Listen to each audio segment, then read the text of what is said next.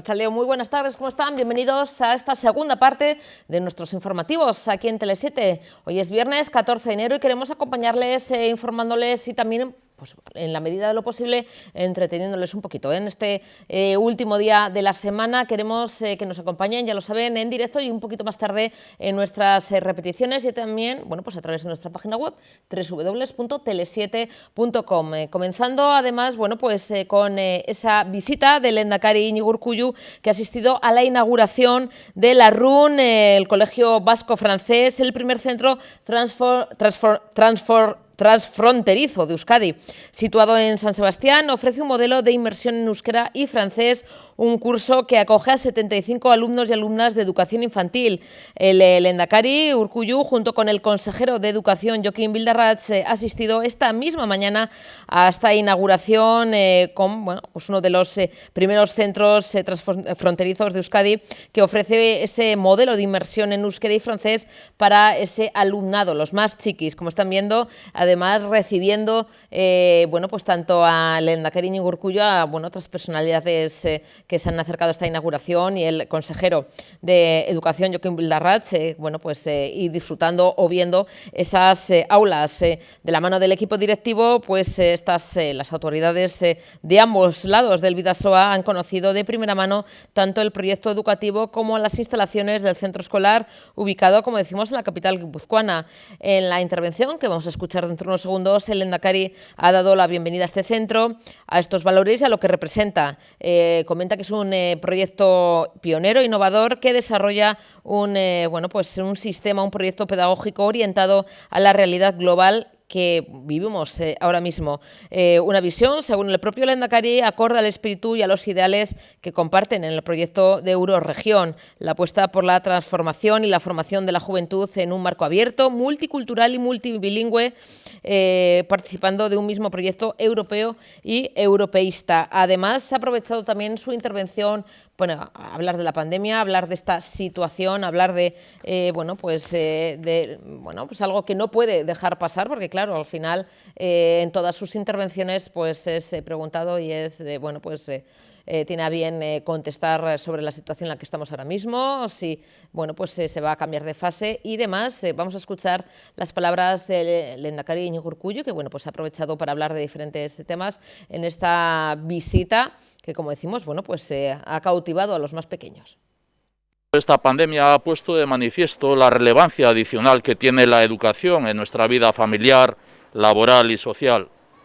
Por ese motivo estamos destacando la importancia de mantener la educación presencial y trasladamos el reconocimiento a la labor de toda la comunidad educativa, representada por las personas que nos acompañan en este acto. Una labor que está permitiendo que las aulas sean lugares seguros. Una labor y un compromiso que están permitiendo atender la formación de las niñas y niños, facilitar la vida de las familias y también nuestra convivencia en sociedad.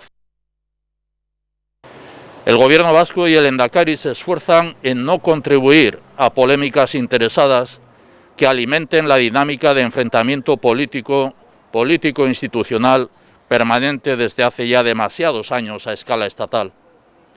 El Gobierno vasco y el Lehendakari trabajan por el desarrollo de Euskadi, comprometidos con la transformación económica y social para una Euskadi más cohesionada socialmente, moderna, innovadora y desarrollada, comprometida con la defensa del autogobierno reconocido y profundizando en el avance del mismo. Es un compromiso que se refleja en el cumplimiento propio de los proyectos presentados en el marco de Euskadi Next, así como los proyectos estratégicos y planes complementarios vinculados al mismo y a los fondos europeos. Euskadi ha recibido un 3,5% de los fondos europeos. Es decir, que si fuera por criterios de parámetros ya conocidos históricamente, por debajo de la población, del Producto Interior Bruto y de lo que establece el concierto, que supondría el 6,24%. Euskadi ha presentado proyectos alineados con los criterios europeos y en colaboración con la iniciativa privada. Es conocida desde el inicio de la tramitación la preocupación por la metodología de evaluación y asignación. Por lo tanto, nuestra disposición absoluta desde siempre a criterios objetivos en la evaluación de los proyectos presentados. En todo caso, seguiremos impulsando la transformación tecnológico-digital y ecológico-medioambiental de la economía vasca, garantizando la cohesión y bienestar en la transformación social. No restemos, por lo tanto, trascendencia a la situación que vivimos. Las autoridades sanitarias serán las que determinen el inicio de una nueva fase. De momento nos corresponde seguir manteniendo el máximo rigor y compromiso, individual y colectivo. Compartimos un mismo espíritu y unos ideales en el proyecto de Eurorregión. La apuesta por la formación de la juventud en un marco abierto, multicultural y multilingüe, participando de un mismo proyecto europeo y europeísta. El proyecto educativo de este Centro Larrun responde a esta misma visión. Es un proyecto pionero e innovador que desarrolla un proyecto pedagógico orientado a la realidad global que vivimos. Bueno, y tenemos de nuevo, es un placer además, tener invitados con tantas cosas que contarnos, como es nuestro querido Íñigo Bolinaga. Íñigo, buenas tardes, Arratsaldeon. Hola, Arratsaldeon, ¿qué tal? Bueno, Íñigo, la verdad es que están siendo unos meses muy productivos para ti, ¿no, Íñigo? Bueno, sí, la verdad es que no es que sean muy productivos, sino que en cierto modo sale ahora el resultado de mucho tiempo de trabajo, ¿no? Y eso siempre es satisfactorio, desde luego, sí. Bueno, esta última obra, Íñigo, habla de, el terrorismo, ¿no? De cómo surge, ¿no? Cuál es el génesis del terrorismo de izquierdas en una época, pues, todavía reciente, ¿no? ¿Es podemos decir novela o es más ensayo, Íñigo? Es un ensayo, mira, tengo aquí el libro, se titula La guerra del miedo, con Editorial Almuzara. Y mira, fundamentalmente se trata de un intento de hacer comprender cómo surge todo esto, ¿no? Cuál es la génesis de aquello que derivó en lo que se suele conocer como una de las etapas clásicas del terrorismo en Europa Occidental. Y entonces, de una forma pues, fácil, rigurosa, pero al mismo tiempo pues, sencilla, con pulso literario, digamos, pues intento hacer una forma de explicación pues de la génesis ideológica de este concepto. Por lo tanto, estamos hablando de una historia ideológica. Sí que hablo de terrorismo, hablo de ese concepto de terrorismo, de cómo se desarrolla ese terrorismo, pero siempre desde un punto de vista de la evolución de los movimientos de izquierda en este momento, ¿no? Yo creo que eso es interesante porque muchas veces cuando hablamos de terrorismo, lucha armada, todo este tipo de cosas, no nos fijamos en el fenómeno que lo genera, ¿no? Lo vemos un poco pues caso por caso y entonces yo he querido aunarlo todo y ponerlo de forma sencilla, cuáles son los componentes ideológicos que conforman esta realidad, ¿no? Y entonces pues nada, pues ya te digo, fundamentalmente parto de lo que es la desestalinización, la desilusión que existe entre una serie de movimientos de izquierda, fundamentalmente intelectuales, con respecto a la Unión Soviética y la búsqueda de nuevas alternativas de izquierda, ¿no? Porque efectivamente pues, no están del todo a gusto, aunque no terminan de reconocerlo con esa imagen del sovietismo pesado, duro, estricto, y buscan otro tipo de soluciones, por supuesto, de izquierda, porque no se puede renunciar a ese objetivo, ¿no? Y por lo tanto, a partir de ahí, pues hay una serie de intelectuales que buscan diferentes salidas y, bueno, pues se van a fijar sobre todo en movimientos guerrilleros del tercer mundo, en formas diferentes de conseguir la revolución o de conseguir pues, alteraciones que conlleven a un proceso revolucionario, estudian la guerra revolucionaria y a partir de ahí la aplicación de eso en Europa Occidental es la guerrilla urbana, lo que llaman guerrilla urbana, que hoy nosotros denominaríamos terrorismo, ¿no? Fundamentalmente esa es la idea que yo quiero mostrar en un libro, ya te digo, sencillo, pero al mismo tiempo que cuenta cosas abstractas. Partiendo de que, bueno, pues toda o casi toda lucha armada, Íñigo, se produce, bueno, pues de ese germen, de esa idea o esa ideología, ¿no? Podemos entenderla o no, podemos estar de acuerdo o no, pero al final, antes de pasar a la acción, ¿no? De provocar, ¿no? Bueno, pues esas muertes, ese terrorismo, ¿no? O esa lucha armada o esa, como Kale Borroka, ¿no? Como podemos decir, ¿no? Esa guerrilla urbana. antes parte de unas ideas. Esto también es algo interesante porque, claro, aquí no se justifica nada, no se justifica ningún tipo de violencia, pero sí que un poquito se cuenta el origen de todo eso, porque todo parte de un pensamiento, de unas ideas que pueden ser locas o no, pero parten de unas ideas, ¿no? Antes de pasar a la acción, antes ha habido personas que han tenido, ¿no?, esa manera de pensar para luego pasar a la acción. ¿No, Íñigo? Sí, efectivamente, efectivamente. Aquí lo que se trata es de comprender un resultado que ha habido. Concretamente me centro en lo que es el terrorismo de izquierdas, en primer lugar porque considero que en este momento histórico que estamos estudiando tiene muchísimas... Ese hecho de desilusionarse con la Unión Soviética y la búsqueda de nuevas alternativas hace que tenga, pues bueno, que sea muy fértil ideológicamente. ¿Vale?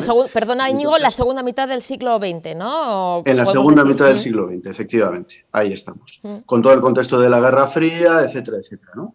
Y entonces eso lo hace muy fértil y surgen una serie de movimientos pues, que ideológicamente tienen un desarrollo y tienen, pues bueno, una serie de propuestas y una serie de objetivos, digamos, en positivo en el sentido de que quieren conseguir algo, la revolución, un cambio social, etcétera, etcétera. Sí que es verdad que en este momento histórico también existe un terrorismo de derechas, a veces neofascista, otras veces simplemente de pura extrema derecha, pero no me resulta tan interesante ideológicamente porque fundamentalmente es de reacción, fundamentalmente es contraterrorista, contrainsurgente y contracomunista.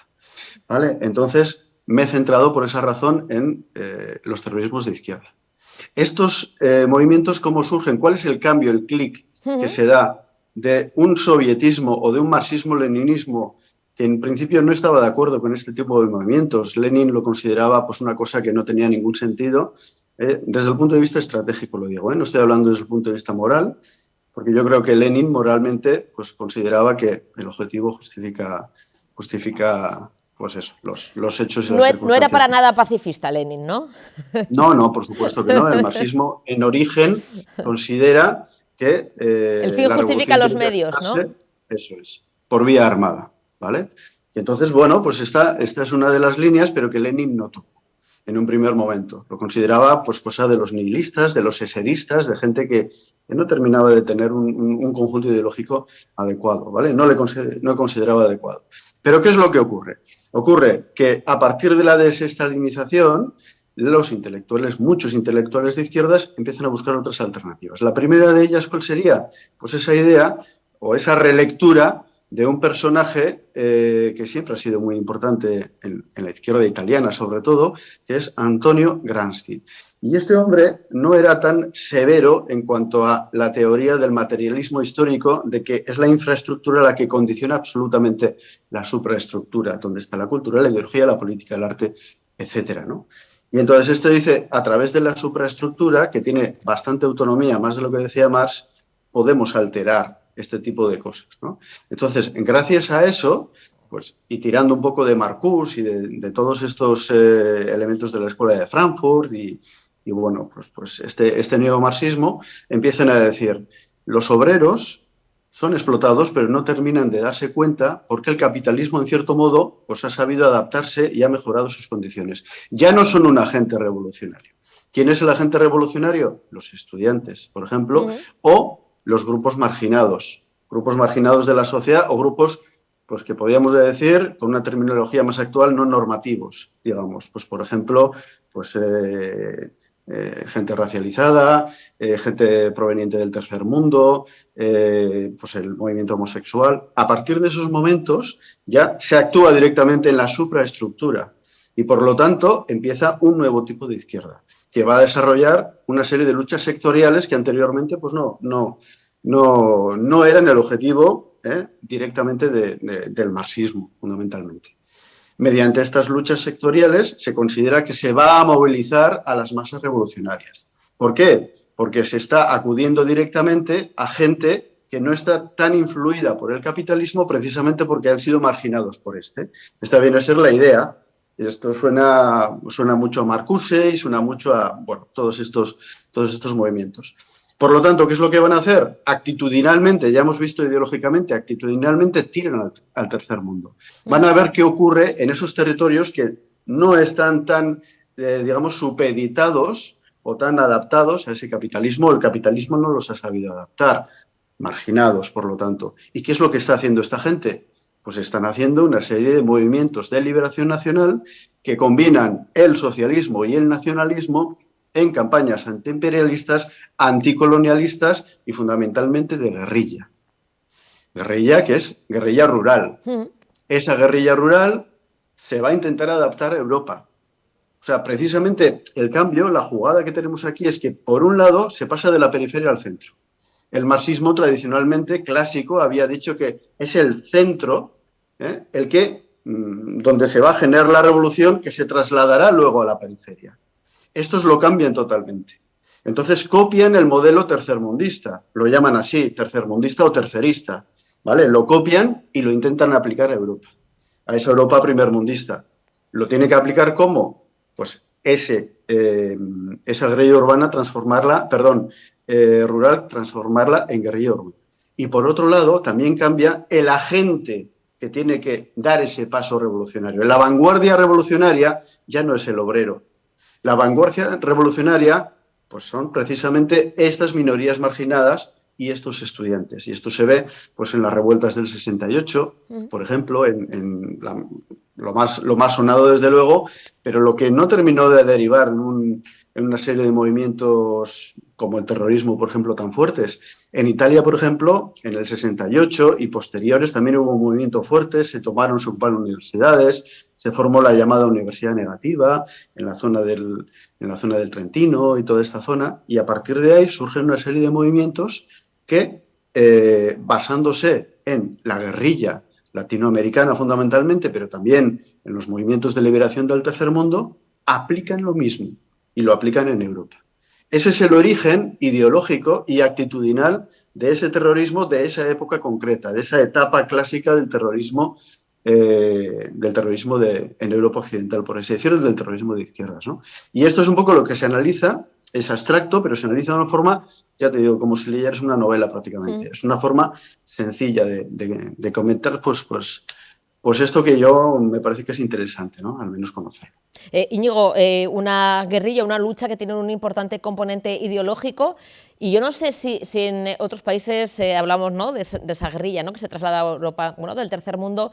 Ahí, en cambio, se diluye más el componente ideológico. Pueden ser otros motivos, quizá económicos, quizá de supervivencia, más que trasladado aquí a estos movimientos de izquierdas que tienen ese fuerte componente ideológico, o no tanto. Hay algunos que luchan por luchar y no tienen ese componente de ideas. Las primeras guerrillas en América Latina y en África y en Asia, fundamentalmente lo que desarrollan hay una adaptación de la izquierda junto con un nacionalismo.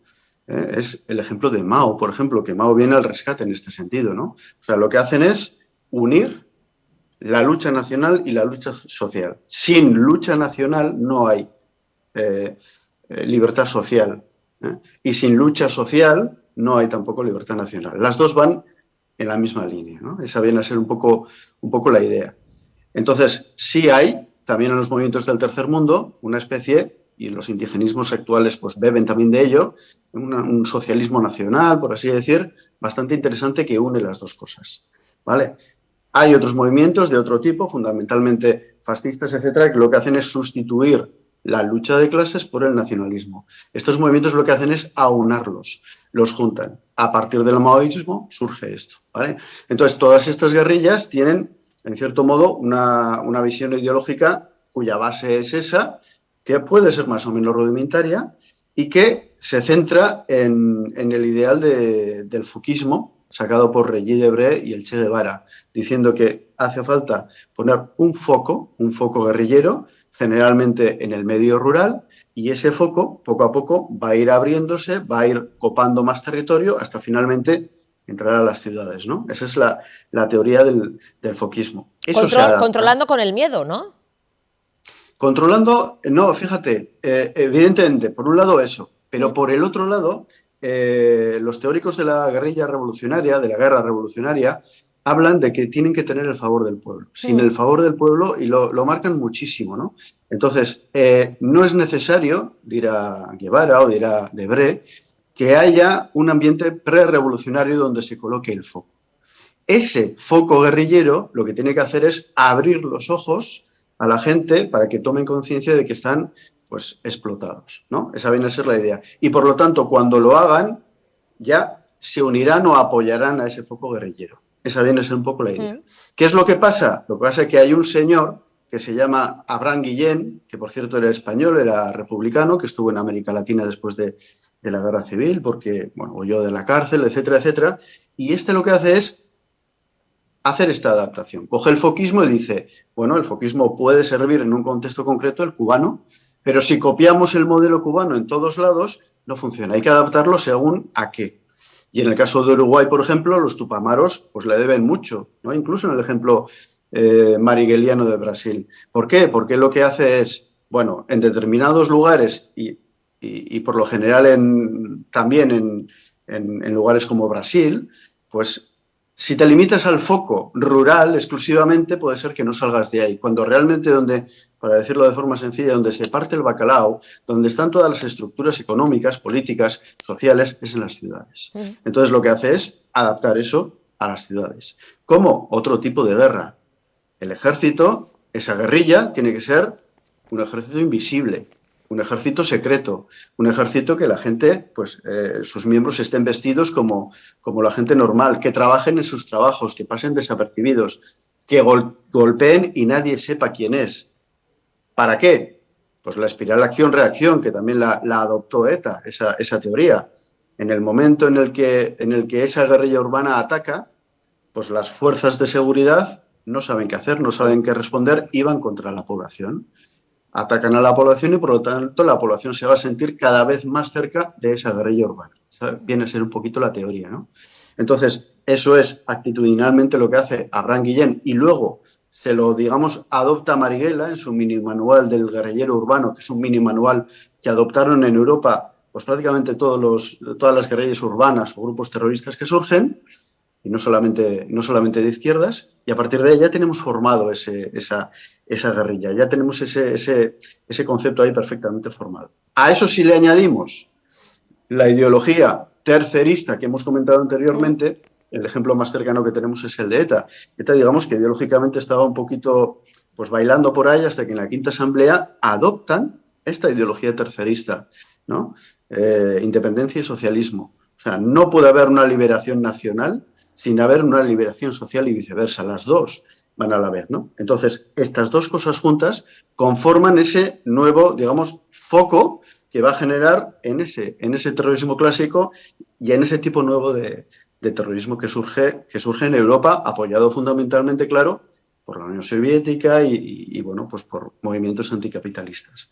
Y aquí hay una cosa también muy curiosa, porque muchos de estos movimientos surgen, digamos, desilusionados por la Unión Soviética, pero muchos de ellos, después de haber pasado toda esta fase de la nueva izquierda, de las batallas del 68, etcétera, pues muchos de ellos vuelven a leer al marxismo clásico y digamos que adoptan un marxismo clásico muchas veces estalinista. Por ejemplo, en el caso de España, el Partido Comunista de España marxista-leninista, origen del FRAP, o el Partido Comunista de España reconstituido, origen del GRAPO, ¿no? Entonces lo que hacen es, digamos, volver a las esencias del estalinismo, rechazando lo que consideran el sovietismo, que es pues puro revisionismo, ¿no? Entonces, bueno, ese es un poquito el conglomerado general para comprender el desarrollo y el origen de todas estas guerrillas urbanas que conforman el terrorismo de nuevo cuño que surge en este momento. Íñigo, todo esto explicado de manera bueno, muy cercana, ¿no? Y entendible para todas las personas en tu libro, en tu ensayo. Pero claro, ¿cómo ha sido el proceso de investigación, de documentación? No eres nuevo en esto, porque eres un experto en divulgación histórica. Íñigo, ya tus obras ¿no? preceden. Pero ¿cómo ha sido en este caso, ¿no? El sumergirte en toda esta historia que al final tienen también, claro, sus muchos hilos, ¿no? Y muchos caminos por ahí, ¿no? Para unir. ¿Cómo ha sido ese proceso, ese trabajo de investigación? Pues mira, fundamentalmente se trata de un libro que tiene dos partes, ¿no? La primera de ellas es ideológica, fundamentalmente, comprender todo ese desarrollo. Y la segunda parte, pues se cogen una serie de grupos terroristas, los más importantes, y se hace un desarrollo fundamentalmente ideológico también de lo que ha sido la historia de estos grupos. Entonces, por lo tanto, a la hora de documentarme, lo que tengo que hacer es ir fundamentalmente primero a la fuente original, a los escritos que tiene esta gente, y, por otro lado, bueno, escritos de esta gente en el sentido de, pues, por ejemplo, la insurrección en Euskadi, que sacó ETA aplicando la guerra revolucionaria al contexto vasco, por ejemplo, o bueno, pues todos estos intentos de adaptación. Y por otro lado, hay una serie de textos, pues, de Regis Debray, por ejemplo, del mismo Che Guevara, de todos estos movimientos vinculados a la Escuela de Frankfurt, del movimiento extraparlamentario alemán, que, bueno, es relativamente fácil conseguir información en bibliotecas especializadas, incluso en Internet también a veces hay en páginas especializadas, pues, documentación al respecto, y a partir de ahí, pues bueno, pues se hace una especie de intento de unirlo todo y, digamos, que comprender cuáles son las pautas ideológicas fundamentales que conllevan a todo esto, ¿no?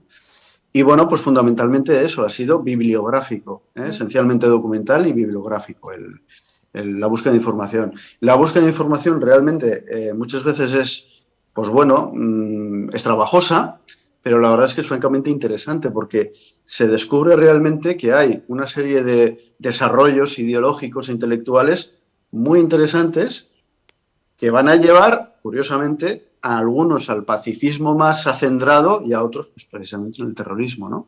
Pero todos estos movimientos, ¿cómo se justifica, cómo se pretende adaptar el ideal de lucha de clases a los movimientos marginados o marginales, que Marx en un primer momento no lo ubicaba de esa manera? ¿Cómo se intenta hacer todo ese cambio para que todas las piezas se encajen? A mí me parece, pues, un trabajo sencillamente apasionante, muy interesante. Así que lo he hecho, sinceramente, muy a gusto y muy contento. Íñigo, ¿se ha presentado ya el libro de manera oficial? ¿Va a haber alguna presentación? Porque teniendo en cuenta la situación que estamos, ¿no?, tan cambiante, no sé si lo has presentado ya, si ha habido firma de libros, encuentro con los lectores. Pues mira, el libro sale hoy. O sea ¡Hoy! Que Nos das entonces la exclusiva. Primicia absoluta. ¡Ay, qué bueno! Primicia absoluta. Sale hoy, es recién salido. Espero que haya salido hoy, me imagino que sí, pero en principio sale hoy el libro. ¡Qué bueno! Entonces, bueno, dime. Qué bueno, Íñigo. Hoy lo anunciamos aquí en Tele7, sale hoy mismo. Sí. ¿Hay previstas alguna firma, ¿no?, de libro, del ensayo? Sí, hay prevista concretamente en la librería Tercios Viejos de Madrid. Se va a hacer una presentación, y luego estoy pensando si en alguna otra librería de Bilbao, aunque bueno, eso ya lo iremos viendo. Y luego, pues bueno, diferentes cosas que ya irán saliendo, ¿no? Pero bueno, sí, fundamentalmente sería eso. Pero la primicia, fíjate por dónde la tenéis vosotros. Íñigo, vuelve a mostrar la portada, que queremos ver de nuevo ese bebé recién nacido, que es Íñigo Bolinaga ha tenido a bien. La guerra del miedo. Historia del terrorismo, Íñigo, un trabajo excepcional, un trabajo arduo, que bueno, que tú además presentas siempre bien aquí en directo en Tele7, y que bueno, plasmas bueno, maravillosamente, de manera fantástica en tu ensayo, en tu libro. Y yo, fíjate, voy a hacer un pequeño, ahora tendré que salir esto de lo vivido yo, ¿no?, como el chascarrillo, parezco la abuela Cebolleta. Cuando estamos antes hablando, que hemos hablado un poquito, ¿no?, de Lenin, que precisamente no era pacifista, yo me acuerdo que hace muchos años, fíjate cuántos años que visité Moscú, la antigua Unión Soviética, que estaba Gorbachov todavía en el poder, y me acuerdo que muy cerquita del Kremlin, bueno, en el Kremlin estaba un museo de Lenin, y tenían a Lenin, aparte de embalsamado, que lo vi con mis propios ojos, Lenin de todas las maneras, Lenin con un cuadro de Lenin con arroz, con algodón, con pinturas, con macarrones, o sea, era una devoción. O sea, era el museo de Lenin, y tenían a Lenin hasta, yo creo que no sé si tenían hasta hecho con piel de Lenin, o sea, increíble. Sí, sí, Y sí. yo ahora mismo estaba pensando, aparte de ese museo, que bueno, oye, fue curioso, Lenin con garbanzos, con todo tipo de cosas, Lenin en su esencia. ¿Qué pensaría Lenin si ahora viera a Putin en el poder en Rusia? Porque no tiene nada que ver, ¿no? De los idearios de Lenin a ahora mismo, pues bueno, el capitalismo de Putin, que por cierto está poltronado en el poder y creo que no se quiere ir hasta que, no sé, si llega el 2050. Sí, sí. Pues mira, en primer lugar, te diré que Lenin, si levantara la cabeza, se quedaría horrorizado Se porque quedaría a él no le momificado otra gustaba. vez, ¿no? Vamos, totalmente, se quedaría de piedra, no de garbanzo, de piedra totalmente. No solamente por Putin, que ya entraremos, sino en cuanto al culto a la personalidad. Porque él, de hecho, dejó dicho que él no quería que hubiera ningún tipo de culto a la personalidad, que eso era absolutamente contrarrevolucionario. Otra cosa es que Stalin lo utilizara para justificarse a sí mismo. Y de hecho, Stalin crea una dictadura totalitaria en la que este tipo de cultos son necesarios, porque la dictadura totalitaria, la diferencia que tiene con respecto a la clásica, es que la clásica se conforma con decirte, bueno, tú no te mueves de ahí, si levantas la cabeza, ¡plaf! Pero no, la dictadura totalitaria lo que quiere es meterse en la cabeza de los demás. Lo que quiere es crear un hombre nuevo, una mujer nueva, una persona nueva. Y para eso este tipo de mitos son necesarios. Pero Lenin aborrecía absolutamente de todo este tipo de cosas. Y Marx, etcétera, etcétera, totalmente. Desde luego Lenin creía, él estaba convencido de que había creado el primer Estado socialista del mundo y que en unas pocas décadas llegaría el comunismo real, ¿no? Por lo tanto, pues bueno, sí que es verdad que visto lo que ha ocurrido, visto lo que ocurrió con Stalin y posteriores, y visto pues, la actualidad, cómo esa Unión Soviética ha desaparecido y tenemos, pues bueno, pues tenemos un sistema bastante autoritario en Rusia y bueno, pues que fundamentalmente trata de desarrollar hegemonías políticas vinculadas a determinadas ideologías que no son necesariamente de izquierdas, a pesar de que se reivindica mucho el legado soviético en cuanto a que Rusia fue en ese momento una potencia muy importante, pues bueno, Lenin estaría absolutamente en desacuerdo con ello. Desde luego, se llevaría una auténtica sorpresa, porque es que él no esperaba que pudiera derivar esto de esa manera, ¿no? Se quedaría momificado, se quedaría como está, bueno, yo no sé si Sí, seguirá sí, desde de pasta entonces. de boniato se quedaría. Vamos, yo estoy hablando de hace muchos años, que bueno, ese museo, la verdad es que yo tenía poquitos años y me quedé impactada porque, vamos, era un culto a la imagen de Lenin, como comentas, no, Íñigo, que él no deseaba eso, pero bueno, pues se le hizo y se le guardaba pleitesía y bueno, era una auténtica, bueno, te quedabas sorprendido, ¿no? Porque hecho hasta con algodón, su imagen, bueno, fascinante en el sentido de como visitante, pero luego la verdad es que llamaba mucho la atención. Íñigo, la verdad es que siempre nos queda ganas de pasar más rato contigo y más tiempo charlando sobre todo esto, o sea, porque es que esto da para mucho y además hablar de Contra el Miedo, pero bueno, yo espero que nos sigas, que sigas confiando en nosotros, que nos sigas bueno, dando esas primicias, así que dentro de poquito volvemos a hablar, porque bueno, pues saldrán más presentaciones, más fechas y nos cuentas todos los detalles y así tenemos la excusa para seguir hablando de Contra el Miedo, ¿te parece? Perfecto, estupendamente. Gracias, Muy bien. Íñigo. Un besito enorme. Es que recasco, Un Íñigo. abrazo. Gracias, un abrazo enorme.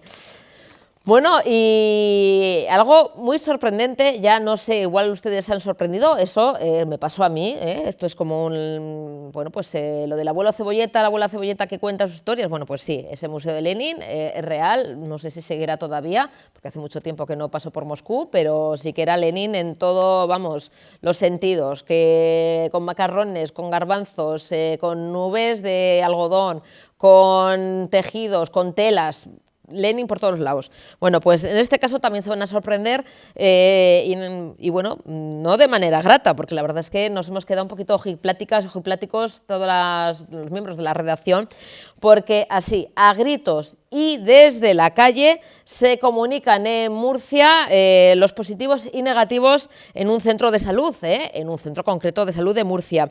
Delante de todos los pacientes, delante de todo el mundo, en la calle una trabajadora de un centro de salud de Abarán, en Murcia, pues da los resultados de los test de antígenos a los pacientes.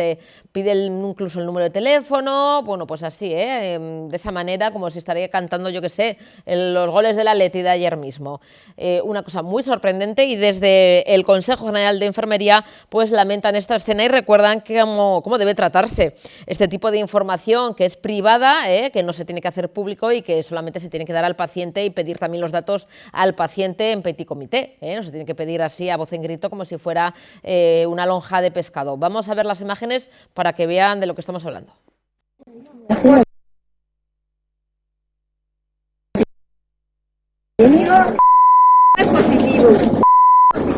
Estas imágenes, captadas por un usuario anónimo y difundidas en redes sociales, recogen el momento en el que un supuesto profesional sanitario canta los nombres de los pacientes que han sido positivos y negativos en la puerta de un centro de salud para comunicar los resultados. Llega incluso a pedir en voz alta los números de teléfono de los pacientes. Dígame el número de teléfono. Las imágenes han causado una gran indignación. Se trata de un comportamiento que vulnera los datos en salud de los pacientes, unos datos que desde un punto de vista legal están especialmente protegidos. Desde el Consejo General de Enfermería condenan esta actuación. La ley de protección de datos es muy clara y los datos de salud son los que tienen un mayor nivel de protección, que la actuación es incorrecta. Hay que cumplir la ley siempre y por lo tanto los datos de salud hay que informar exclusivamente al paciente, que es el propietario de la información, y tiene que ser a nivel particular. No puede haber personas delante y por lo tanto hacerlo de forma pública en la calle es totalmente incorrecto. La comunicación de los resultados, indican desde el Consejo, puede ser por teléfono, vía telemática o presencial, pero siempre garantizando la privacidad. En este caso, como son COVID positivos, hay que hacerla vía telefónica y por lo tanto es la mejor manera, la forma más rápida de comunicarlo a nivel individual a cada persona. Podría ser perfectamente, es decir, un mensaje por el WhatsApp o un mensaje de texto a tu número de móvil. Podríamos hacerlo de forma verbal perfectamente, pero tendría que haber un espacio adecuado, una consulta de enfermería, una consulta médica en el cual el médico o la enfermera comunique personalmente al paciente si es positivo o es negativo, pero tendría que haber un espacio, nunca en la vía pública. Bueno, pues queda dicho, este vídeo que ha salido, ¿no? Nos lo han enviado desde Canal Enfermero y que, bueno, pues nos deja la verdad es que bastante sorprendidos, esto de estar diciendo positivo o negativo, el número de teléfono delante de toda la gente, bueno, pues no es nada profesional. Menos mal que tenemos la otra cara de la moneda, que es nuestros profesionales y nuestros colaboradores, como es nuestro queridísimo Germán Cortázar. Germán, buenas tardes, Archa León. Buenas tardes, muy buenas a todos. Buenas. Es que, Germán, estamos ya viendo unas cosas, esto se nos está yendo de las manos, esto de decir, en este caso en un centro en concreto de Murcia, o sea, no es lo general el decir, ¿no? No sé si has visto las imágenes desde la puerta, con la calle, así, a voz en grito, tú eres positivo, tú eres negativo, el positivo, venga, dame tu número de teléfono. Hombre, además, ¿dónde está la buena praxis, ¿no? de los médicos y enfermeros y enfermeras? Porque se están cargando de entrada algo fundamental en sanidad, que es el respeto al paciente y el respeto a la intimidad del paciente, ¿no? Y por supuesto a sus datos. Entonces, yo creo que están incurriendo contra lo que nos hacen tanto hincapié a mantener, que es la protección de datos. Entonces, eso en el ámbito legal, que yo no soy quien para valorarlo. Pero en el ámbito personal, creo que el hecho de que tus datos y tu intimidad se esté aireando así y todo el mundo se entera de lo que te pasa, es totalmente contraproducente. Entonces, creo que no están haciendo ningún favor a nadie. Entiendo que ellos estén desbordados y lo hagan como pueden, pero esto lo deberían cuidar un poquito más, porque creo que a nadie nos gusta que nuestros datos, pues bueno, sean tan públicos y todo el mundo se entere ya no solo de tu nombre y de tu teléfono, sino de si eres positivo o no y de cómo está tu estado de salud, que es algo que se debe respetar, pues bueno, de cualquier manera. Es el principio básico de la sanidad.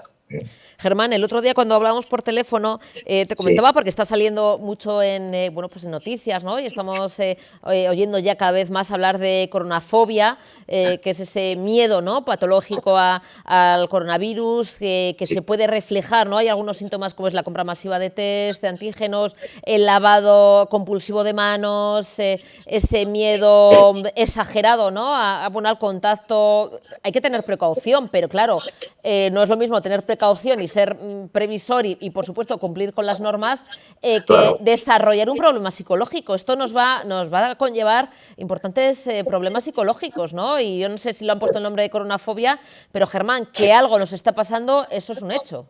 Eso es evidente. Mira, es una de las grandes consecuencias que está trayendo toda la pandemia, ¿no? La primera que trajo fue, pues, evidentemente, los contagios, por supuesto, las muertes, las enfermedades, que ha sido, bueno, y sigue siendo, pues, un caso muy grave, ¿no? ¿Qué pasa? Que luego solo se habla de las consecuencias más o menos económicas y solo hay algunos medios y algunas voces que están, pues, dando mucha alerta sobre las consecuencias psicológicas, lo que se puede llamar la ola pandémica de la salud mental.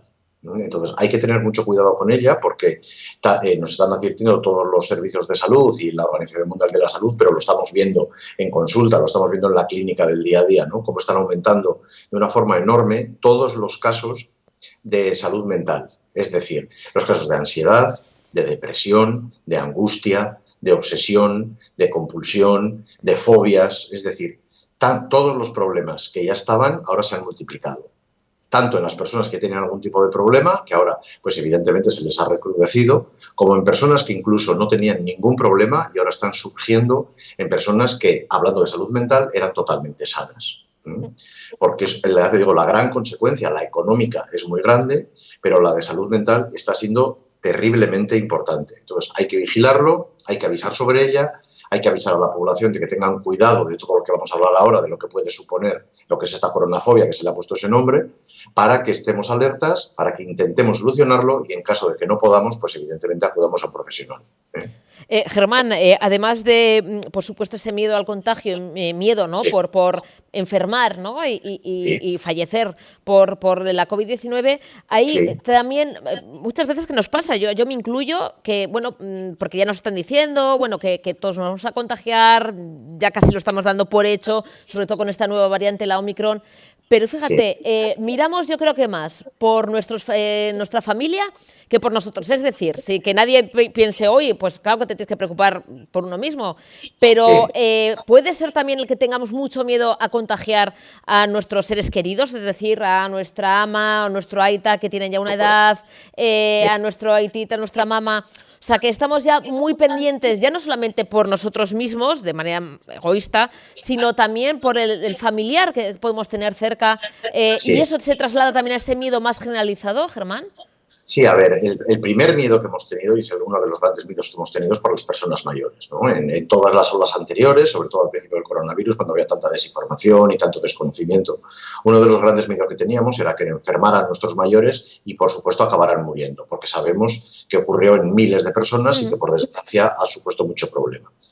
Hoy en día también estoy muy de acuerdo contigo porque sabemos que, sobre todo, los más jóvenes, el riesgo de que tengan una enfermedad grave es muy bajo. También existe, y eso es una cosa que quiero recalcar, que nadie se confíe porque nadie está seguro de que va a ser de las personas que, aun contagiándose, va a tener síntomas leves. No sabemos cómo va a reaccionar nuestro cuerpo. Igual justo mi cuerpo es de los que reacciona con una enfermedad grave. Entonces no me vale eso de contagiarse y me quito el cuidado.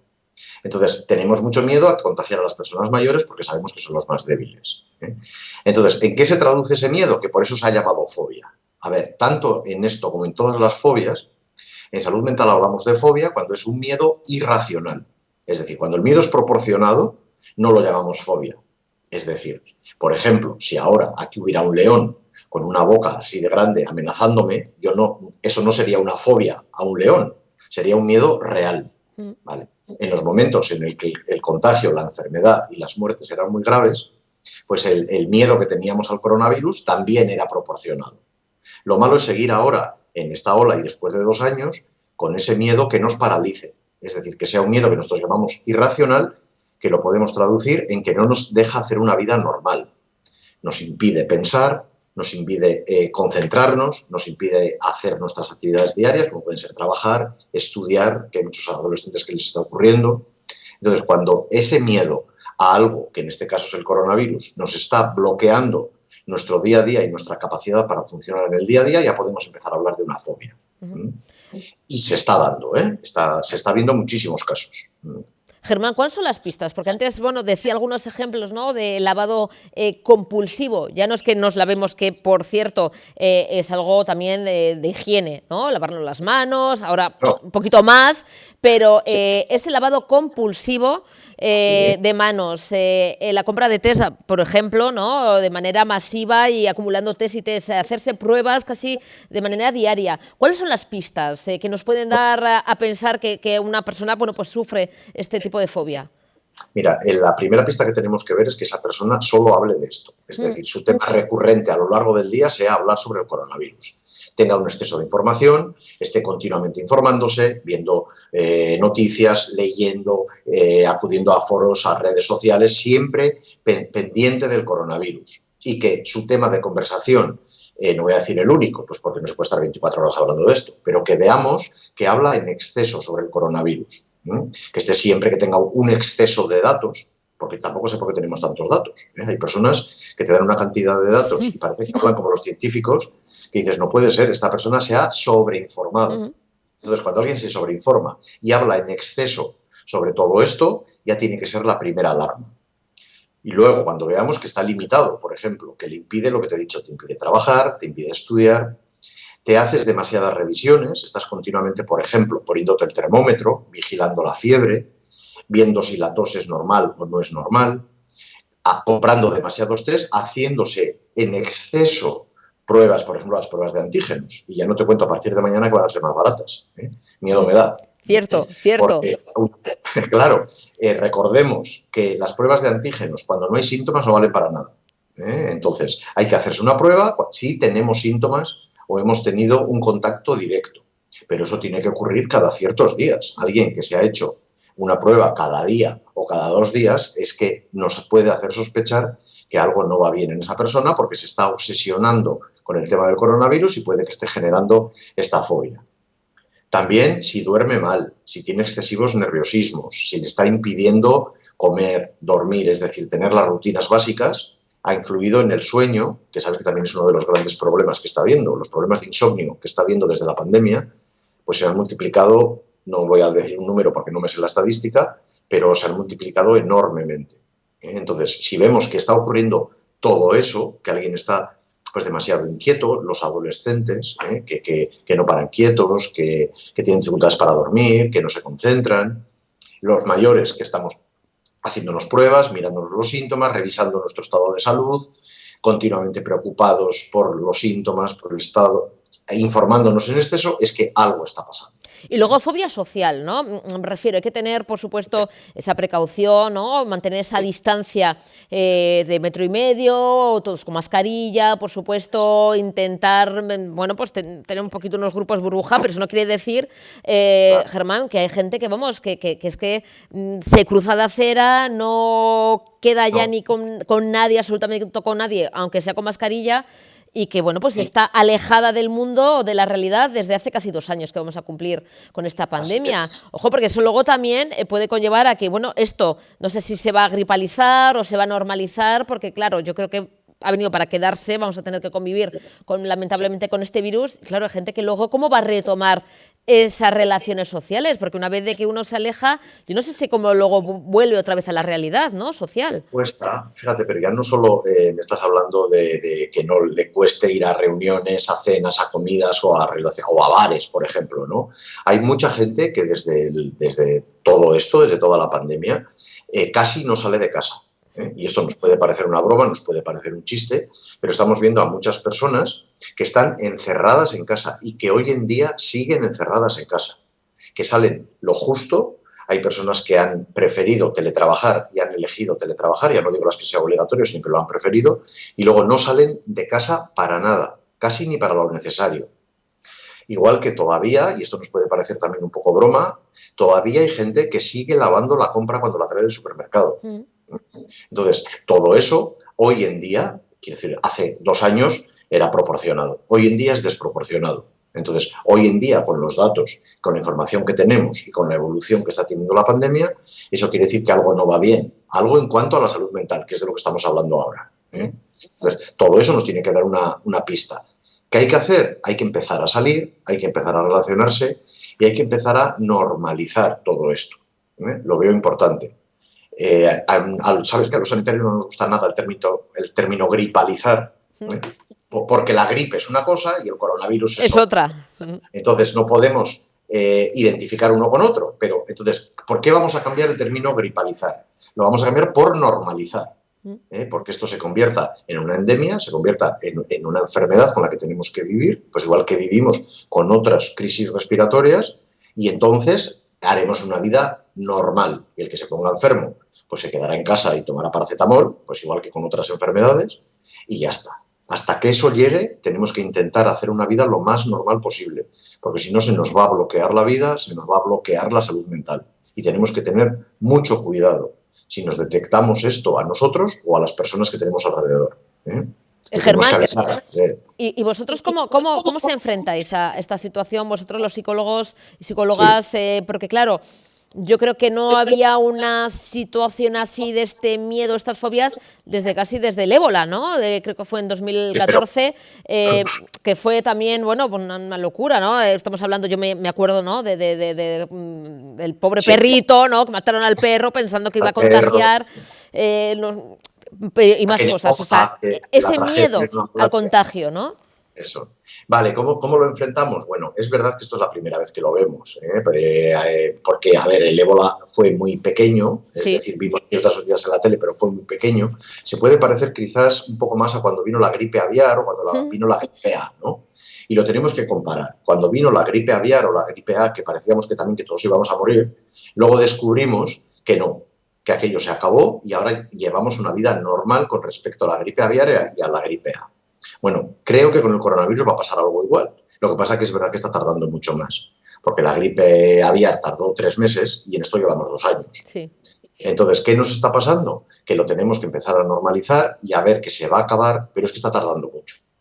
Entonces empezamos a tener otro síndrome, además de la coronafobia, estamos teniendo lo que llamamos la fatiga pandémica, que es que estamos todos agotados mentalmente, agotados psicológicamente, todos. También los psicólogos estamos agotados, Porque que nadie se que sois humanos, sois profesionales y sois humanos también, Eso damos fe. Y también estamos bastante desbordados, Estamos bastante desbordados. Entonces, tenemos que normalizarlo y pensar que se va a acabar. ¿Qué pasa con la fatiga pandémica? ¿Qué tenemos que hacer contra la fatiga pandémica? Bueno, tenemos que empezar a hacer cosas que nos resulten agradables, cosas que sabemos que nos gustan. Si a mí me gustaba salir a dar un paseo, lo voy a empezar a hacer. Si me gustaba hacer deporte, lo voy a hacer. Si me gustaba pasear por la playa, lo voy a hacer. Es decir, si me gustaba estar con amigos, lo voy a hacer, como tú has dicho muy bien, con todas las medidas de precaución. Voy a empezar a hacer las cosas que me gustan para no caer en esa fatiga, para que tener un poco la sensación de que la vida vuelve a ser casi normal. Con todas las precauciones, por favor, con todas las vacunas, con todo lo que nos recomiendan, pero vamos a hacer una vida lo más normal posible para que esta fatiga no nos afecte y para que no caigamos pues, en una ansiedad, en una depresión, en un estado de ánimo muy bajo, en un estrés, bueno, en todo lo que estamos alertando tanto y que tenemos que vigilar en nosotros y en las personas que tenemos alrededor. Bueno, y en el caso, Germán, de no poder con ello, pues ponerse en manos de profesionales, que para eso estáis, Germán, porque muchas veces, oye, nos supera todo esto. Ayer hablábamos de que ayer era el Día Mundial contra la Depresión, estamos hablando de fatiga, coronafobia. Bueno, pues si no podemos por uno mismo, Germán, para eso estáis vosotros, los profesionales, tú como psicólogo clínico, para ayudarnos a salir de esta, a ver esa luz al final del túnel y poder cuidar nuestra salud mental, que es igual o más importante que la salud física, que a veces nos preocupamos mucho de la operación bikini, ahora que hemos empezado la cuesta de enero, y no nos vigilamos el coco, y es fundamental. ¿Sabes qué nos pasa? Mira, los humanos somos cuerpo y mente. Estamos muy educados en salud física, es decir, en el colegio, en las campañas, en todo, nos han hablado perfectamente del cuerpo, de cómo cuidarlo, de cómo cuidarnos, de qué hacer con el cuerpo, de que todo el mundo sabe lo que es un infarto, todo el mundo sabe lo que es ciertas enfermedades físicas, pero es que de enfermedades mentales y de cuidados en salud mental nunca nos han enseñado. Entonces, ¿qué pasa? Pues que ahora tenemos que tener cuidado también con la salud mental y afortunadamente cada vez se habla más. ¿Por qué tenemos que acudir cuando no podemos? Pues igual que cuando no podemos curarnos un infarto tenemos que ir al cardiólogo, cuando no podemos curarnos algo de salud mental, tenemos que acudir a los profesionales de la salud mental. Solo es pedir ayuda en algo que por nosotros mismos no podemos. Y el ejemplo que ponemos siempre es igual. Tú no te puedes curar un infarto. Tienes que acudir a un profesional. Bueno, pues en esto igual. Cuando ya se convierte en un trastorno, en una enfermedad, tienes que acudir a que te ayuden a solucionarlo, porque si no se va a cronificar y si no el sufrimiento va a ser muy grande. Germán, la verdad es que siempre es un gustazo hablar contigo, se me pasa siempre el tiempo volando, así que dentro de poquito volveré a solicitar tus servicios, así me lo permites, y seguiremos hablando aquí en Tele7. Sabes que estoy encantado y todo lo que podamos ayudar, sabes que lo hago de mil amores, estoy encantado. Muchísimas gracias, un besazo enorme, Germán, buen fin de semana. Cuidaros mucho. Gracias, Cuidaros. cariño, agur. Bueno, y estamos inmersos en una ola de frío, ¿es así? Sí, yo también para escenificar, bueno, aquí se está a gustito, pero bueno, hace mucho frío, hace un frío del carajo, aunque tenemos luciendo el sol, las bajas temperaturas, pues ha hecho que el Ayuntamiento de Bilbao haya activado el dispositivo especial de alojamiento de personas sin hogar por esas bajas temperaturas que estamos sufriendo estos días. Hasta que cambie la situación del tiempo, el Ayuntamiento bilbaíno pues ha puesto en marcha esta serie de medidas extraordinarias con el fin de optimizar la utilización de los recursos ya existentes. Así, pues el menor número de personas sin hogar que duerman en la intemperie, pues eso va a ser menor y se va a proteger su salud del impacto del frío. Las personas que quieran y requieran de este servicio, eso sí, deben ponerse en contacto con el Servicio Municipal de Urgencias Sociales o a través del equipo de educadores sociales que trabajan en la calle o también a través de la Policía Municipal. Conocemos todos los detalles, pues en esta comparecencia. Debido a las temperaturas extremas, a la ola de frío previsible estos días, el Ayuntamiento de Bilbao ha puesto en marcha recursos a disposición de las personas que se encuentran en calle.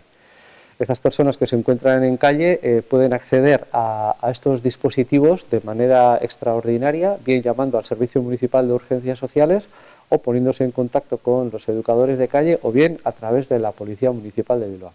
El dispositivo se suele mantener abierto mientras duran las temperaturas extremas. Cada día se suele ir valorando y en la medida que vemos que ya las temperaturas van subiendo, volvemos a la normalidad. El Ayuntamiento de Bilbao dispone en la actualidad, con plazas de alojamiento fijas y estables, 365 plazas para todas las personas que se encuentran sin alojamiento. Y este año la modalidad ha sufrido una evolución en el sentido de que hasta este año disponíamos, cuando empezaba el invierno, iniciábamos y poníamos en marcha un número determinado de plazas invernales que llamábamos. Este año hemos cambiado y lo que hemos hecho ha sido convertir en plazas fijas las que hasta entonces eran invernales. Por eso hemos subido hasta 365 plazas. Y las plazas actuales que ofrecemos ahora, a día de hoy, son plazas extraordinarias que tienen que ver con la ola de frío. Bueno, y vamos a ver imágenes de la reunión que ha tenido hoy mismo la consejera Arantxa Tapia con representantes de los sectores de ganaderos y consumidores que se han reunido para analizar la situación del sector de la ganadería en Euskadi y además al finalizar ese encuentro han acordado hacer público un manifiesto a favor de la agricultura y la ganadería familiar. Un manifiesto con el lema en defensa del sector agroganadero de Euskadi, ejemplo de sostenibilidad. Euskadi, como dicen, es tierra de agricultura y ganadería sostenibles. Las zonas rurales representan más del 80% del territorio de Euskadi, un territorio que en un 85% es además zona de montaña. Esto determina un modelo de agricultura familiar necesariamente de escala pequeña y mediana. La agricultura familiar gestiona el territorio de manera equilibrada y respetuosa, siendo la responsable de conservar y mejorar la riqueza de nuestro patrimonio agrario, modelar nuestro paisaje y preservar nuestro medio rural. Se trata de agricultores y agricultoras vascas y vascos, ganaderos y ganaderas que viven en sus pueblos, realizando una producción de cercanía y manteniendo el entorno rural y nuestro paisaje de montaña. Euskadi, palabras que van a escuchar de Arantxa Tapia, no sería como es si no fuera por el modelo de agricultura familiar existente. Si queremos un medio rural vivo, eso sí, debemos mantener, desarrollar y apostar por un modelo agroganadero rentable y atractivo. Euskadi no sería como es si no fuera por el modelo de agricultura familiar existente. Si queremos un medio rural vivo, debemos mantener, desarrollar y apostar por un modelo agroganadero rentable y atractivo. Por todo ello, el Gobierno vasco defiende el modelo agroganadero de Euskadi y agradece la labor de productoras y productores, poniendo de manifiesto lo siguiente. 1. Hoy en día, para que la agricultura familiar sea una opción rentable y atractiva, es necesaria la complicidad de las personas consumidoras a la hora de realizar su opción de compra y mostrar así nuestro apoyo y compromiso con la agricultura familiar, con el sector primario de Euskadi y con la sostenibilidad. La Euskadi agroganadera es un modelo sostenible, si bien está mediatizada por la presión del mercado externo mediante los acuerdos de libre comercio. La agricultura familiar es una actividad sostenible, pero es necesario dotarla de políticas agrarias que aumenten la autonomía de las explotaciones agroganaderas en la fase productiva y vaya disminuyendo la dependencia de inputs externos. Produce alimentos saludables, de forma sostenible, y es además un modelo que favorece la gestión medioambiental del territorio y el cuidado de la diversidad productiva y paisajística. 5. La agricultura familiar es necesaria. No puede existir una sociedad sana sin un entorno y una alimentación sana y sostenible. La producción agroganadera es esencial en un país para dar respuesta al reto de la alimentación y la crisis climática, a la vertebración del territorio, a la sostenibilidad económica y al bienestar de la población. Es imprescindible articular ambiciosos planes de incorporación de nuevas personas a la actividad agraria y es una de las prioridades del Gobierno vasco. La agricultura familiar es respetuosa con el medio ambiente. Los productores y las productoras de Euskadi cuidan su entorno y se preocupan por él. Es además un sector clave en la gestión de dicho territorio. Y finalmente, la agricultura familiar provee de productos locales, saludables y de calidad. La agricultura familiar ofrece productos de calidad para nuestra alimentación y además contribuye a mantener nuestra cultura gastronómica. Se trata de un modelo cuya seña de identidad es la calidad en mayúsculas. La apuesta por la calidad ha sido un convencimiento claro de las políticas agrarias desde la creación de Euskolabel hace más de 30 años, así como de las denominaciones de origen, las indicaciones geográficas protegidas y, en el marco de la producción ecológica, la recientemente presentada Ecolurra. Esta diferenciación sigue siendo la clave de nuestro modelo. Bueno, y continuamos en esta tarde de viernes, último día de la semana, ya casi afrontando el finde, pero antes una pequeña pausa para la publicidad, continuamos enseguida. Continuamos en Tele7 y les contamos todos los detalles de Daniel Lane, el báculo del primer mago, que es la nueva novela de Kendall Mason. Kendall, buenas tardes, Arratsaldeon. Hola, buenas tardes, Arratsaldeon, Susana, ¿qué tal? Bueno, Urte Berrión, que yo no sé hasta cuándo se va a poder decir lo de Urte Berrión, yo creo que ya mañana, ¿no? El 15 de enero... Sí, yo creo que sí, pero bueno, como no nos habíamos visto vamos a todavía, decirlo. pues sí, vale. Kendall, tenemos ya el libro, ¿lo tienes por ahí? ¿Dónde está? Sí, el bebé? Sí, ¡ay! Aquí tenemos, este es Daniel Lane. ¡Qué preciosidad! ¡Qué portada más chula! Sí, han hecho una portada estupenda, de trabajo de 10. Bueno, sí, la verdad que sí. Y qué historias vamos a poder descubrir maravillosas, porque ya podemos decir que es el Daniel, es el Harry Potter estatal, mejor todavía, yo le veo hasta más favorecido, que Harry Potter es un poco un niño repipi. Que sí. Y Daniel Lane es como más nuestro, más con casta, ¿verdad? ¿No? Cuéntanos, ya con el libro en las manos, Kendall, me imagino que mucha satisfacción, ¿no? Pues sí, es como tener un niño. Esto, después de 9 meses de trabajar, te lo acabas dando a luz un nuevo libro, mi 21 novela, una novela que va a salir en toda España y toda Latinoamérica.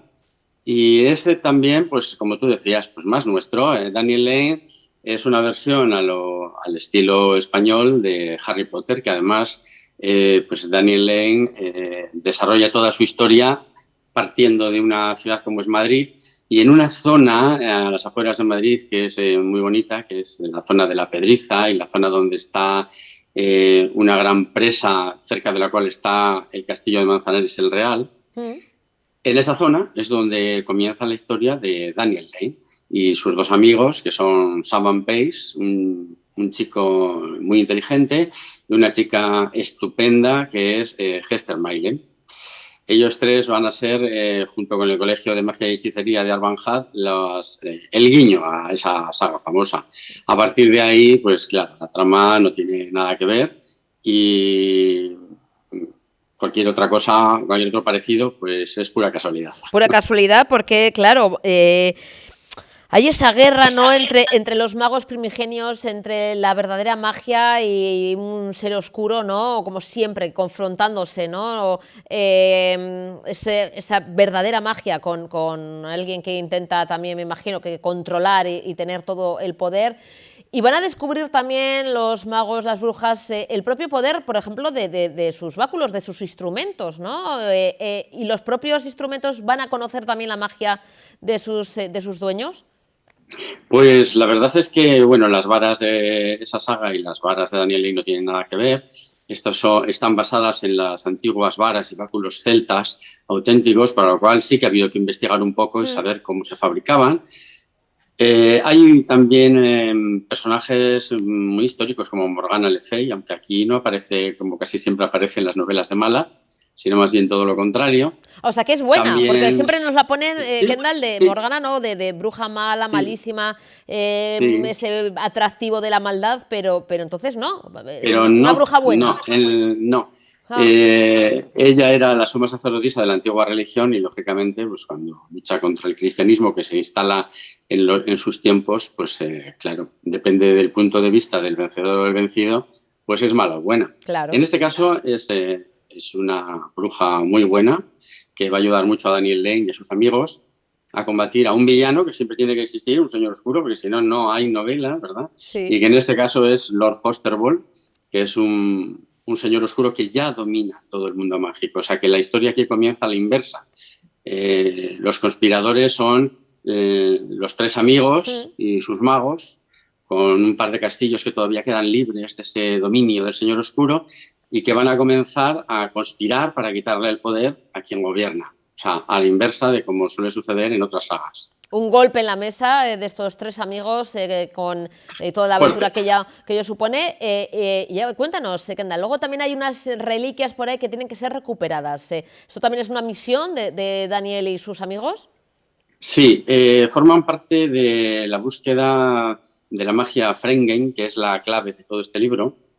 Una magia que concede el poder absoluto a quien la posee, pero para ello magos muy antiguos de 2000 años atrás han dividido la magia en porciones de manera que nadie pueda tener el 100%. Esas reliquias a las que tú haces referencia son la corona de rubíes de la reina Ustra, la amatista maldita de Alia de Fer y la vara de John el Maylen, que es el antepasado de Daniel Lee. Hay que encontrarlas para reunir ese poder y poder luchar contra el villano, contra el señor oscuro. Kendall, yo creo que la otra vez, no sé si te lo pregunté, si no, bueno, pues para la gente que no vio nuestra anterior conexión, ¿va a haber continuidad? Sí va a haber, ¿no?, más libros con Daniel Lane como protagonista, aunque no queremos desvelar nada, la gente tiene que disfrutar de este primero, pero ¿va a haber una continuidad? Sí, va a haber una continuidad. Está preparado para que haya varios libros más. También depende de cuándo saldrán, depende de lo que guste, de lo que se venda y de lo que engancha a la gente. Es una novela juvenil, por lo tanto, pues aunque le va a gustar a mucha gente, que le ha gustado esa otra saga a la que hacíamos referencia y de la que yo también era fan, hablamos de una generación entre los 8 y los 15, 16 años, que es cuando más gusta este tipo de novela. Si engancha y sale bien, pues enseguida van a salir 2, 3 libros más, porque hay mucho para hacer, ¿eh? Sí, hay mucho material, Oye, Kendall, yo fíjate, ya estoy visualizando una peli, ¿no? Pues ojalá, la verdad es que estaría muy bien, iba a gustar muchísimo una película de Daniel Lane. Incluso yo cuando escribí el libro te voy a contar una cosa que no he comentado todavía a nadie, y es que pensé, si se hiciera una película con mis personajes, y los de Harry Potter, estaría bien que ambas sagas pudieran interactuar unos magos con otros. Pues sí. Y entonces pensé cuando la escribí en ese punto, para que se pudiera hacer. Es decir, que podría dar mucho juego en el cine, sí. Y que es donde más gustaría, porque ya sabes que la gente muchas veces no se lee el libro y ve la película primero, y lee el libro después.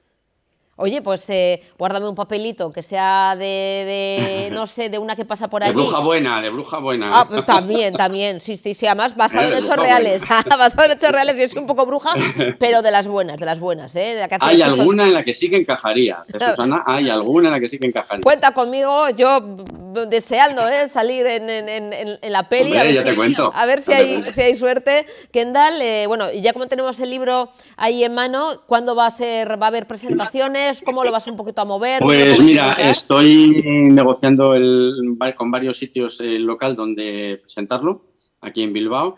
En principio, la primera presentación va a ser solo por amigos, o sea que estarás. Muchas gracias. Solamente por amigos porque sois mucha gente. Sí. Y entonces, primero voy a hacer con amigos en plan privado y después ya, pues seguramente habrá otras presentaciones en las que ya pues puede ir todo el mundo, el que quiera. Porque, claro, con esto, las restricciones de la pandemia y demás, hay que tener medidas de seguridad y entonces pues no se puede hacer como se hacía antes, de venga, que venga cualquiera y cuantos más mejor. Hay que tener cuidado. Kendall, ¿está ya en librerías? ¿Dónde se puede encontrar? Sí, ya está en librerías, pues lo podéis pedir en FNAC, Corte Inglés, Casa del Libro, Elcar, en Amazon. Sí, lo podéis pedir donde queráis ya. Sí, ya está en casi todas las librerías. Están llegando a todas ellas desde la primera semana de enero. O sea que igual en alguna falta, pero se puede pedir y está desde luego con toda seguridad en preventa. Oye, Kendall, larga vida a Daniel Lale, larga vida a Kendall Mason, que sea un auténtico éxito, que tengamos muchas más aventuras de Daniel y sus amigos. Y lo dicho, las veamos juntos. Pues la brujita aquí servidora, pues a ver si me puedo colar en algún momento. Venga, a ver si traes suerte y lo convertimos en real. Gracias, Kendall. Un besazo enorme. Un placer. Estamos en contacto. Un besito. Agur. Bueno, y antes de hablar con nuestro último invitado, bueno, pues vamos a dar una mala noticia, sobre todo para los organizadores del concierto de la Polla Records, ya que el Departamento de Salud ha impuesto la máxima sanción contemplada para la organización de los conciertos de la Polla Records en Vitoria-Gasteiz por incumplimiento de la normativa sanitaria en esas dos ocasiones. Los responsables de la gira del grupo musical van a tener que abonar un total de 6.000 euros al erario público por cometer las mismas infracciones en los dos conciertos, que es no exigir a la entrada el certificado COVID digital y la documentación acreditativa e incumplir la obligatoriedad del uso de la mascarilla. En este caso, escuchamos las palabras de Josu Erkoreka, que afirma que la multa a estos organizadores del concierto de la Polla Records pues es correcta y adecuada por incumplir las normas sanitarias en esos dos recitales, y también el presidente de Eudel se suma a esta, bueno, pues dicen que, bueno, pues sanción impuesta de manera correcta y de manera legal. Por lo que se refiere a la sanción, yo creo que es una medida fruto de la aplicación de la ley, ¿no? Sin más, ¿no? Quienes protagonizaron una serie de hechos que claramente constituyen una transgresión de la norma vigente, pues sabían que se hacían acreedores a un expediente sancionador y probablemente, si el expediente prosperaba, una sanción, ¿no? Y sencillamente se ha aplicado la ley, que es lo que corresponde hacer cuando se produce una infracción de manera ostensible y palpable ante la ciudadanía, ¿no? Yo creo que no tenemos que tomarla ni como ejemplarizante ni tampoco como exigua. Sencillamente es la sanción que corresponde en la aplicación de las normas vigentes, ¿no? Como procedía y como tiene que ser, ¿no? Bueno, pues como bien ha dicho Saliburu, ¿no? Yo creo que es una medida adecuada, en primer lugar porque no solo no se observaron las medidas de seguridad que estaban vigentes en ese momento, sino que encima se dio pábulo a un mensaje contrario a cumplirlas. Y por lo tanto creo que la sanción es adecuada. Bueno, escuchamos de nuevo, en este caso, al vicelehendakari y consejero de Seguridad, Josu Erkoreka, y al presidente de Eudel y alcalde de Vitoria, Gorka Urtaran, que bueno, pues anuncian un nuevo concurso de oposición de 497 plazas para Ertzaintza y Policía Local en 32 ayuntamientos de Euskadi. Escuchamos sus palabras.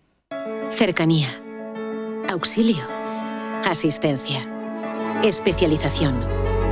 Tú tienes mucho que aportar y por eso queremos contar contigo. Tu misión, construir un futuro mejor para toda la sociedad.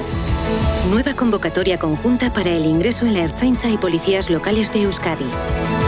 Apúntate a la Policía Vasca y cumple con el futuro. Como decía, el número de plazas que sacamos a concurso oposición inicialmente es de 497, de las cuales 424 corresponden a agentes de la Ertzaintza y las 73 plazas restantes para agentes de la Policía Local de 32 municipios diferentes de Euskadi. Hemos decidido que se trate de una convocatoria ampliable, como en otras ocasiones, de manera que el número de plazas inicialmente ofertadas podrá ser ampliado con las vacantes que surjan en las administraciones públicas que participan en la convocatoria a lo largo de los meses que dure el proceso selectivo. El plazo de inscripción comienza el próximo lunes, día 17, y permanecerá abierto durante 20 días hábiles, lo cual significa que se cerrará el día 11 de febrero. Estimamos que las primeras pruebas, las de carácter teórico, de entre las contempladas en la convocatoria, empezarán a celebrarse en la próxima primavera. De esta manera, la nueva promoción de agentes de la Euskal Policía podrá comenzar su formación en otoño y quizá incorporarse a cada cuerpo policial el año 2023. Otra de las prioridades de la convocatoria es el rejuvenecimiento de las plantillas. Es fundamental garantizar el relevo generacional. Es nuestra obligación formar a nuevas y nuevos agentes que cojan el testigo de las y los que se jubilan para garantizar un número suficiente de efectivos en los diferentes cuerpos de policía del País Vasco.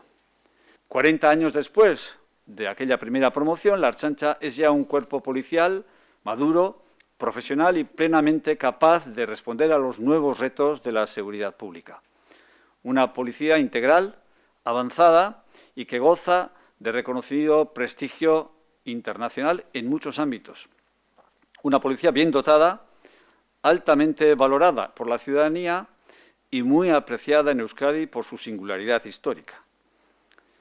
No hubo ninguna mujer en esa primera promoción de la Ertzaintza, el año 1982. De hecho, uno de los requisitos fundamentales para participar en el proceso selectivo recogido en las bases era el de contar con el servicio militar, que lógicamente solamente hacían los hombres, ¿no? Las mujeres, por tanto, no entraron en la Ertzaintza hasta la segunda promoción, hasta el año 1983. Fueron 94 mujeres pioneras que empezaron a abrir camino hacia el futuro de igualdad entre mujeres y hombres en el seno de la Ertzaintza que aún todavía no hemos alcanzado. Por eso es necesario, sigue siendo necesario, que revalidemos día a día nuestro compromiso institucional y político con la igualdad real y efectiva en todos los campos de la vida profesional y personal. En estos momentos, fíjense, contamos con 7.571 agentes activos en la Ertzaintza, de los cuales 6.343 son hombres y el resto, 1.228, son mujeres, poco más del 16%. Pero me alegra poder decir que hemos empezado a darle la vuelta a esta realidad. Si miramos las cifras de la última promoción de la Ertzaintza, la que se ha incorporado en prácticas el pasado 1 de diciembre, ese porcentaje de mujeres agentes se eleva hasta el 31,4%. Prácticamente duplica el peso relativo que tienen las mujeres en el conjunto de la plantilla de la Ertzaintza. Nuestro objetivo, por tanto, es continuar equilibrando esta cifra y para ello vamos a elaborar este año el primer plan de promoción del acceso de las mujeres a la Ertzaintza, un plan novedoso, ambicioso y pionero, con el que queremos dar un salto cualitativo en este ámbito y trabajar por la igualdad, pero desde el momento mismo de las pruebas de acceso.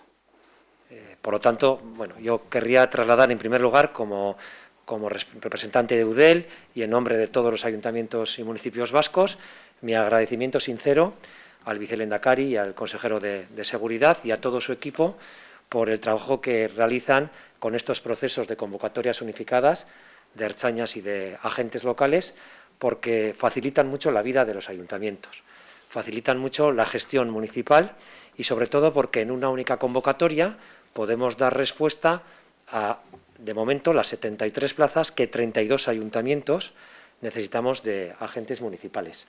Y que todo esto se hace en un único proceso, con lo que se ahorran muchos costes y se gana mucha rapidez en la gestión de la misma, ganando mucha eficiencia. Por lo tanto, creo que la convocatoria unificada es un instrumento básico y fundamental para garantizar, primero, la dotación de los recursos necesarios en los municipios vascos y, segundo, para hacer en un único proceso la atención a 32 ayuntamientos, en este caso con una demanda de 73 plazas de agentes locales que se puede ir ampliando en los próximos meses, como bien ha dicho también el Sailburu, como consecuencia de bajas o de jubilaciones que se vayan produciendo. También querría destacar que esta convocatoria unificada tiene otras derivadas importantes. La primera es que seguimos profundizando en la colaboración entre la Ertzaintza y las policías locales para generar ese modelo de policía vasca integral que está trabajando también de forma tan efectiva el Departamento de Seguridad del Gobierno vasco, ¿no? Y que entendemos que también en estas convocatorias unificadas se generan las bases y los mimbres necesarias para una mayor coordinación en el futuro entre ertzainas y entre policías locales, ¿no?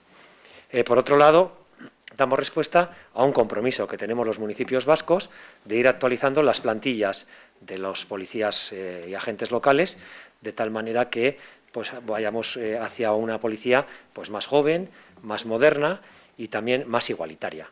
De hecho, la presencia de las mujeres es también un reclamo en esta convocatoria y en estos momentos creo que los porcentajes de presencia son claramente mejorables.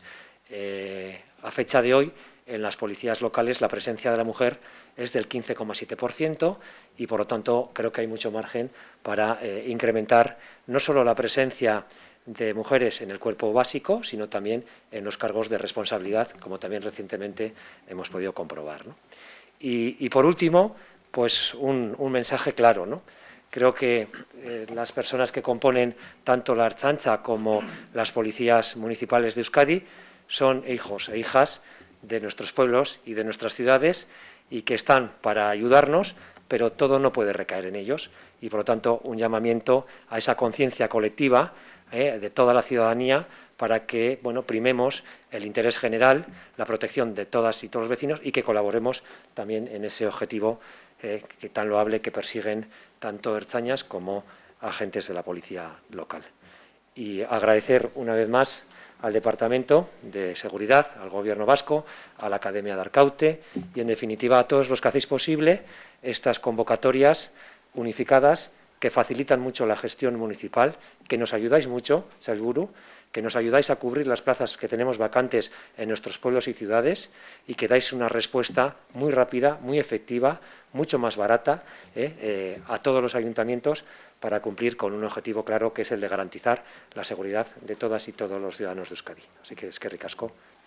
Pues qué decir de este trabajo, que es muy exigente, muy duro debido a las emergencias, a las situaciones de riesgo y de estrés que nos enfrentamos, pero por otro lado es muy gratificante porque te da la opción de vivir experiencias que cualquier otro trabajo no te da. Es un trabajo muy activo en el que estás en constante formación y, bueno, ahora ya pues un poco para las mujeres que nos tenemos que hacer ver y solamente decir que personalmente yo no sabría trabajar en otra cosa.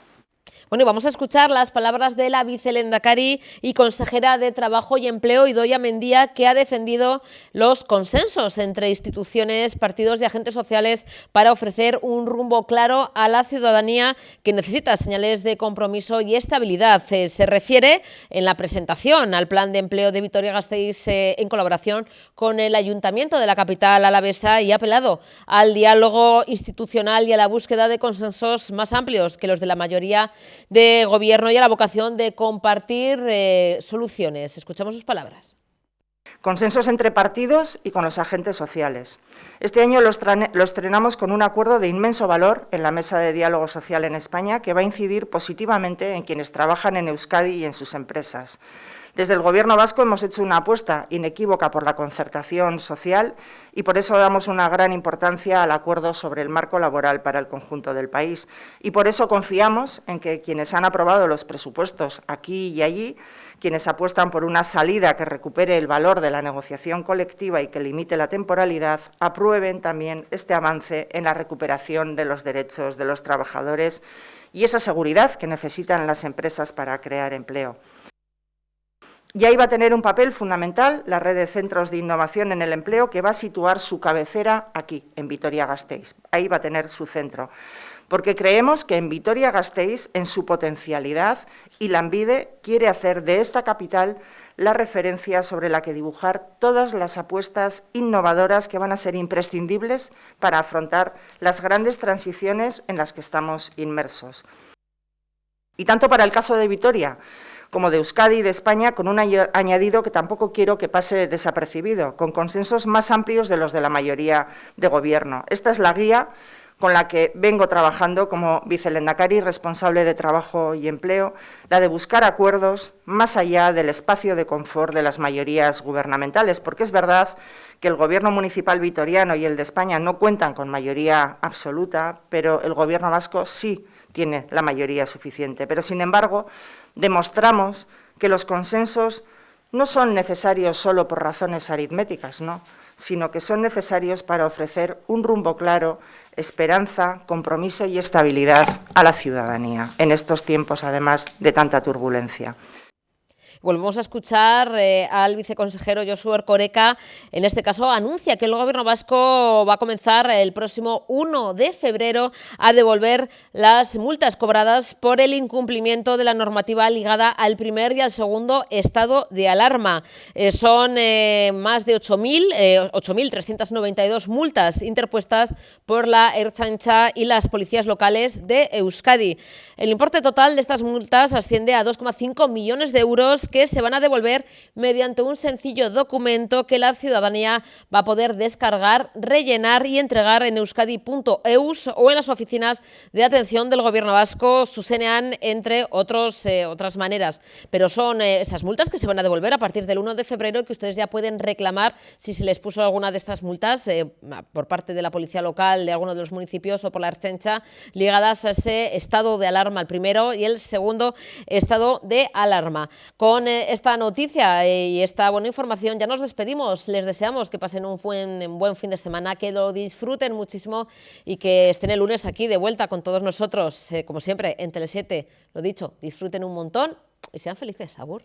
Es cierto que, bueno, en algunos sectores de población el sentimiento de respeto a la autoridad, que es en el fondo un sentimiento de respeto y de consideración a la comunidad política en la que te insertas, porque la autoridad no lo es gratuitamente, no es porque ella misma se ha erigido a sí misma en autoridad, sino porque la comunidad política, articulada políticamente, ha decidido que alguien tiene que representar a la autoridad y tiene que garantizar el cumplimiento efectivo de las normas que la comunidad ha dictado para sí misma, ¿no?, para su regulación, ¿no?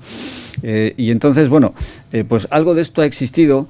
Y también lo voy a decir con claridad, en parte acentuado por el hecho de que hemos padecido unas sentencias del Tribunal Constitucional en relación con los estados de alarma que nos han obligado a deshacer todo el camino hecho en relación con la adopción de las medidas tendentes a garantizar el efectivo cumplimiento de las normas restrictivas. Me refiero básicamente a las sanciones impuestas a las personas que habían incumplido las normas relacionadas con el estado de alarma, las restricciones, las limitaciones de movimiento y demás.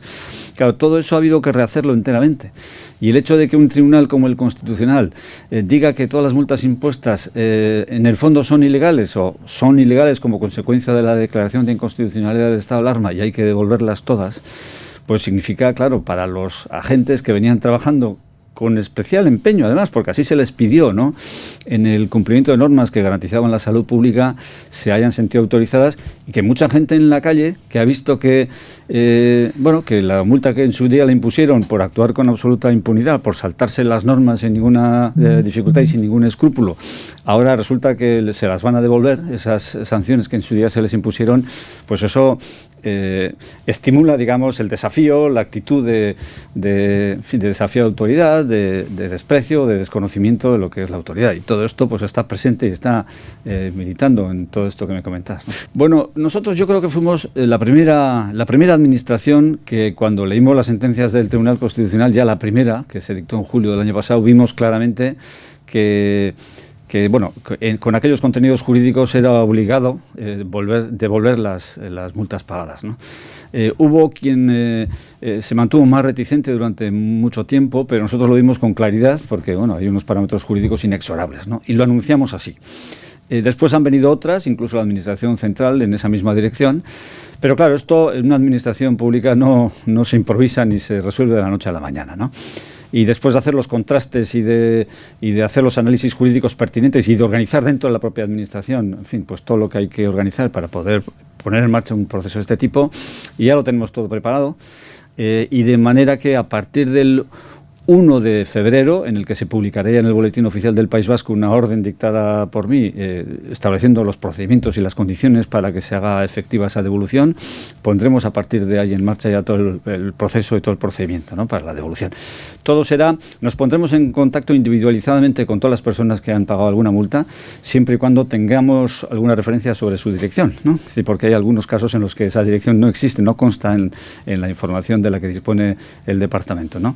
Pero en todos aquellos supuestos en los que esa dirección conste, recibirán una notificación individualizada dándoles instrucciones sobre lo que pueden hacer para que se les devuelva la multa que en su día pagaron. El procedimiento será muy sencillo, habrá una página web en la que habrá un formulario que se podrá bajar, se podrá rellenar y se podrá enviar directamente en la página web, y en su caso ese formulario podría presentarse también presencialmente en cualquier oficina de Susenian, de las oficinas abiertas para la relación pública por parte del Gobierno vasco, o en cualquier otra administración pública, ¿no?, con arreglo a lo que establece la ley para poder presentar escritos en la administración pública, ¿no?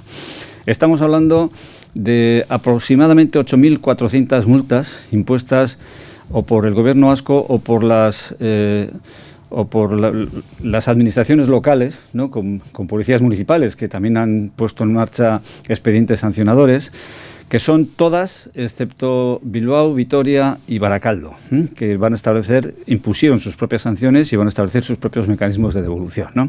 Todas las demás, las actas las levantaron los policías municipales, pero la tramitación del expediente sancionador la ha hecho íntegramente el Gobierno vasco, y en total todas estas suman, insisto, 8.400, de las cuales serían aproximadamente 5.400 del primer periodo del estado de alarma y 3.000 del segundo estado de alarma. Y esto, claro, no se improvisa, ¿no? Estamos hablando de una cantidad en total de 2,5 millones de euros aproximadamente al volver, de los cuales 1.600.000, grosso modo, corresponderían al primer estado de alarma y el resto al segundo estado.